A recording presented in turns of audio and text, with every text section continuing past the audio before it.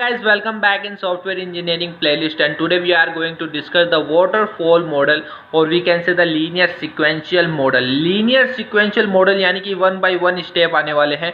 यहाँ से हमने आइडिया लगा लिया। वाटरफॉल जैसे कि पानी का झरना बहता है ना, तो वो एक धारा में एक स्ट्रीम में बहता है, इसलिए उसका नाम वाटरफॉल मॉडल रखा गया है आपकी लाइफ साइकिल का। तो देखिए, it was the first process model to be introduce, यानी कि भाई साहब ये पहला मॉडल है एचडीएलसी लाइफ साइकिल का। अगर कोई पहला मॉडल बना था तो वो था आपका वाटरफॉल मॉडल। ठीक है। इसके अंदर इंपॉर्टेंट चीज ये वाली लाइन है। इसके अंदर क्या होता है, अगर आप कोई भी फेज बना रहे हो, जब तक वो पूरा कंप्लीट नहीं हो जाता सेकंड वन फेज की ओर आप जंप नहीं कर सकते। लाइक आपका ये पहला फेज कंप्लीट हो गया, then you will jump to the second one. Like आपकी रिक्वायरमेंट कंप्लीट हो गई, फिर आप डिजाइन के लिए जाओगे, समथिंग लाइक दिस। ठीक है। एंड यही इसने बोला है, each phase must be completed before the next phase can begin and there is no overlapping in this phase। important बात यह है कि यहाँ पे ओवरलैप नहीं होता है कि आपका डिज़ाइन इसमें मिक्स हो गया या रिक्वायरमेंट इसमें मिक्स हो जाती है, यानी कि उल्टा रिवर्स में ऐसे चलता नहीं है, इसमें ओवरलैपिंग का काम नहीं है। और यहाँ एक और पॉइंट है, typically the outcome of one phase acts as a input for the next phase sequentially. Okay, जो यहाँ से आपका रिक्वायरमेंट से जो आउटपुट मिला वो आपका डिजाइन में जाके एक तरह से इनपुट ही तो बन रहा है। देखो, यहाँ से निकला तो आउटपुट और यहाँ से इसमें एंटर हो रहा है, तो ये इनपुट का वर्क कर रहा है। तो ये आपका वाटरफॉल मॉडल के अंदर आपको देखने को मिलता है। अब इसके फेज देख लेते हैं क्या क्या है। देखिए, ये है आपका मॉडल पर्टिकुलर। तो सबसे पहले आपका फेज आता है रिक्वायरमेंट एंड एनालिसिस, देन आपका सिस्टम डिजाइन होता है, देन आपका इम्प्लीमेंटेशन होता है, देन आपकी टेस्टिंग होती है, देन डिप्लॉयमेंट होता है, देन मेंटेनेंस होती है। वन बाय वन मैं सबको पढ़ाऊंगा भी, तो ध्यान से सुनना, मैं थ्योरी नहीं बताऊंगा, डायरेक्टली बता रहा हूँ। देखो, रिक्वायरमेंट एंड एनालिसिस के अंदर कस्टमर की जो भी एक्सपेक्टेशंस है, जो भी उसकी डिमांड्स है, वो सब आपकी डॉक्यूमेंट के अंदर बनाई जाती है। उसके बाद इसके अंदर एक बनता है CRS, वो होता है कस्टमर रिक्वायरमेंट स्पेसिफिकेशन, यानी कि उसकी जो भी रिक्वायरमेंट है उसको डॉक्यूमेंट के रूप में कन्वर्ट कर लो। दूसरा होता है इसके अंदर ही SRS, जो आता है आपका एनालिसिस के पार्ट के अंदर। रिक्वायरमेंट और एनालिसिस दोनों है इसके अंदर। ठीक है। तो SRS में क्या आता है, software requirement specification. Software requirement specification ऐसा है जो आपको बताएगा कि आपका सिस्टम क्या करता है और कैसे परफॉर्म करने वाला है। तो ये मतलब what your system will do and how your system will do, what and how. तो ये चीज़ ये लेके चलता है आपका SRS। इसके अंदर पूरा मतलब कि डेवलपर और कस्टमर के बीच जो भी कॉन्ट्रैक्ट बनने वाला है सॉफ्टवेयर से रिलेटेड, यानी कि जो भी आप डील बना रहे हो आपकी कस्टमर की और आपकी जो भी कंपनी है, ठीक है, या डेवलपर है, डेवलपर ले लेते हैं, तो उन दोनों के बीच में जो कॉन्ट्रैक्ट है वो SRS के अंदर ही लिखा जाता है।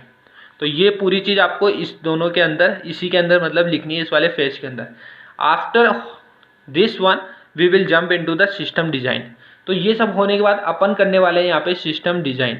और this phase is actually for the programming phase, जहाँ पे डेवलपर एक्चुअली कोडिंग करके यहाँ पे क्या करते हैं, एक तरह से आर्किटेक्चर बनाते हैं उस पर्टिकुलर सॉफ्टवेयर का, अलग अलग मॉडल्स को यूज करके। जैसे UML डायग्राम यूज कर लिया, अलग अलग मॉडल्स को यूज करके यहाँ पे पर्टिकुलर डिजाइन की जाती है, डेटा स्ट्रक्चर बनाया जाता है एंड पर्टिकुलर एक तरह से आर्किटेक्चर डिजाइन किया जाता है। ठीक है। किसका, सॉफ्टवेयर का आर्किटेक्चर डिजाइन किया जाता है कि हम क्या करने वाले हैं। नेक्स्ट इसमें जो आता है, ठीक है, वो आता है आपका इम्प्लीमेंटेशन। इम्प्लीमेंटेशन में एक्चुअली क्या होता है, ये आर्किटेक्चर आपने बनाया और यहाँ पे एक्चुअली में क्या बन रहा है, यहाँ पर आपका सॉफ्टवेयर बन के निकल रहा है। तो इस सॉफ्टवेयर में आखिर हो क्या रहा है मैं आपको बताता हूँ। यहाँ पे क्या हो रहा है, अलग अलग मॉड्यूल्स में, अलग अलग पार्ट्स में हमने डिवाइड कर दिया है पर्टिकुलर सॉफ्टवेयर को, ठीक है, ताकि अलग अलग टीम अलग अलग चीज़ों पे काम कर सके। ये सब अलग अलग इंप्लीमेंटेशन हो रहा है। इसके बाद ये सब जाएंगे टेस्टिंग के लिए, तो इन सब की टेस्टिंग होगी यहाँ पे, ठीक है, अलग अलग की। साथ ही साथ टेस्टिंग के साथ होता है, एक होता है इंटीग्रेशन, ठीक है, इंटीग्रेशन, ठीक है।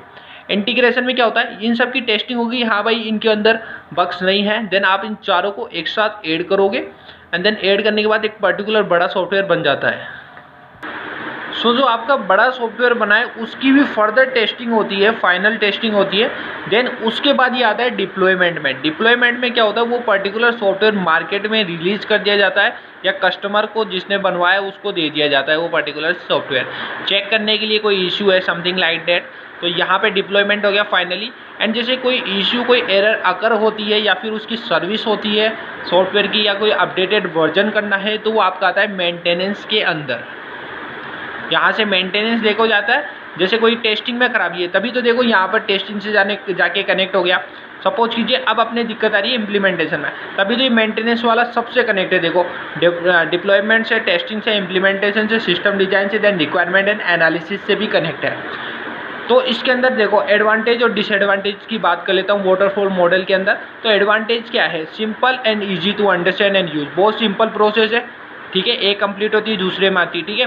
Phases are processed and completed once at a time, एक बार में एक फेज चल रहा है यानी टेस्टिंग चल रही है तो टेस्टिंग होगी, उसके बाद डिप्लॉयमेंट होता है, उसके बाद मेंटेनेंस होता है, पहले मेंटेनेंस नहीं आता इसके अंदर, ठीक है। It allows for the departmentalisation and control. Departmentalisation का मतलब यहाँ पे ये है कि आप डिपार्टमेंट में इनको डिवाइड कर सकते हो कि एक टीम तो रिक्वायरमेंट करेगी, एक टीम डिजाइन करेगी, एक टीम इम्प्लीमेंट करेगी, एक टीम टेस्टिंग करेगी, एक टीम डिप्लॉयमेंट करेगी और एक टीम आपने मेंटेनेंस के लिए बना रही है। तो इस तरह से आप डिपार्टमेंट कर सकते हो, इनका अलग अलग डिपार्ट किया जा सकता है। डिसएडवांटेज ये इंपॉर्टेंट है, क्यों, इसी के कारण नया मॉडल हमें बनाना पड़ रहा है। देखो no working software is processed until late, ठीक है, कि आप अपना सॉफ्टवेयर तब तक यूज नहीं कर सकते जब तक ये पूरा कंप्लीट ना हो जाए। इसके बीच में ना आपको कोई प्रोटोटाइप मिलने वाला है, ना कोई मिनी छोटा सॉफ्टवेयर मिलने वाला है, डायरेक्ट आपको बड़ा इम्प्लीमेंट करके मिलेगा। तो ये देखो यहाँ पर एक और चीज़ देखने को मिलती है कि high amount of risk and uncertainty, कि हमें अनसर्टेनिटी होती है कि भाई अपन ने जो सॉफ्टवेयर बनवाया है वो बनेगा नहीं बनेगा, ठीक है, या कुछ अलग बना दिया उन्होंने।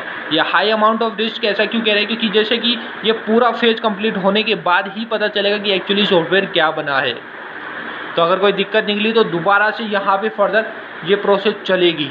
तो यही है वाटरफॉल मॉडल का ड्रॉबैक, की जैसे कि आप बीच में चेंजेस नहीं कर सकते हो इसके अंदर। एक बार आपका डॉक्यूमेंट बन गया उसी के अकॉर्डिंग आगे चलती जा रही है, डॉक्यूमेंट में थोड़ी सी दिक्कत कर दी तो पूरा आगे का सॉफ्टवेयर ख़राब होने वाला है।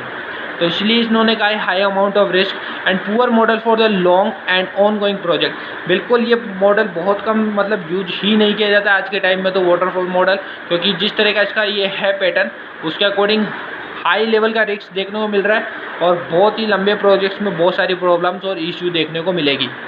तो हमें कुछ और प्रोजेक्ट या फिर कुछ और मॉडल की नीड पड़ेगी जो अपन पढ़ने वाले हैं नेक्स्ट वीडियो के अंदर। सो जय हिंद जय भारत, मिलता हूँ नेक्स्ट वीडियो के साथ में। और अगर वीडियो को लाइक नहीं किया तो लाइक कर देना और दोस्तों के साथ शेयर कर देना। Thank you.